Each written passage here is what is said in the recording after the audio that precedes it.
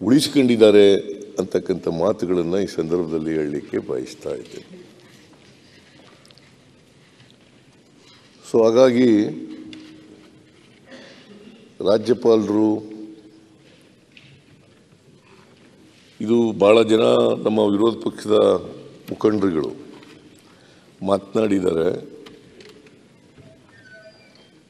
ರಾಜ್ಯಪಾಲರ ಕೈನಲ್ಲಿ ಸುಳ್ಳು ಹೇಳಿಸಿದ್ದಾರೆ, ರಾಜ್ಯಪಾಲರ ಕೈನಲ್ಲಿ ಸುಳ್ಳು ಹೇಳಿಸಿದ್ದಾರೆ. ಇದು ಬಹಳ ನಿರಾಶಾದಾಯಕವಾದಂಥ ಭಾಷಣ. ಬಸವರಾಜ ಬೊಮ್ಮಾಯಿಯವರು ಹಿಂದೆಂದೂ ಇಂಥ ಭಾಷಣವನ್ನು ಕೇಳಿರಲಿಲ್ಲ ಅಂತ ಎಲ್ಲ ಹೇಳಿದ್ದಾರೆ.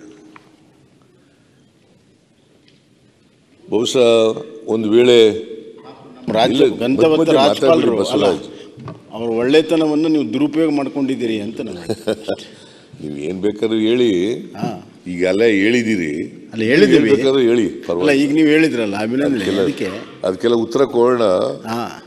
ನಿಮ್ಮ ಉಬ್ಬಿದ ರಕ್ತನಾಳಗಳ ಸಮಸ್ಯೆಗೆ ಎವಿಸ್ ಆಸ್ಪತ್ರೆಯಲ್ಲಿ ಕೇವಲ 30 ನಿಮಿಷದ ಲೇಸರ್ ಚಿಕಿತ್ಸೆಯೊಂದಿಗೆ ಮುಕ್ತಿ ಹೊಂದಬಹುದು. ಹೆಚ್ಚಿನ ವಿವರಗಳಿಗಾಗಿ ಸಂಪರ್ಕಿಸಿ 8088837300. ನಾವು ಯಾವತ್ತೂ ಕೂಡ ಇನ್ನೊಬ್ಬರ ಒಳ್ಳೆತನವನ್ನು ದುರುಪಯೋಗ ಮಾಡ್ಕೊಳ್ಳಲ್ಲ.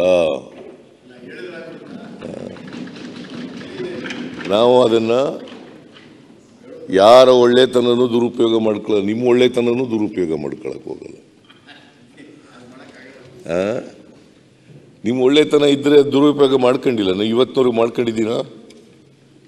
ಮಾಡ್ಕೊಂಡಿದ್ದೀನ ನಿಮ್ಮ ಒಳ್ಳೆತನನ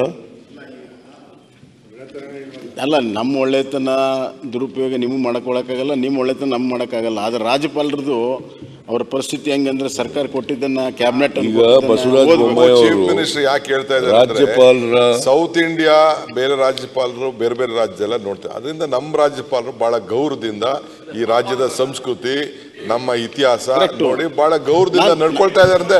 ಅವ್ರಿಗೆ ಅಭಿನಂದಿಸೋದು ನೀವು ತಡ್ಕೊಳಕ್ ಆಗ್ತಾ ಇಲ್ಲ.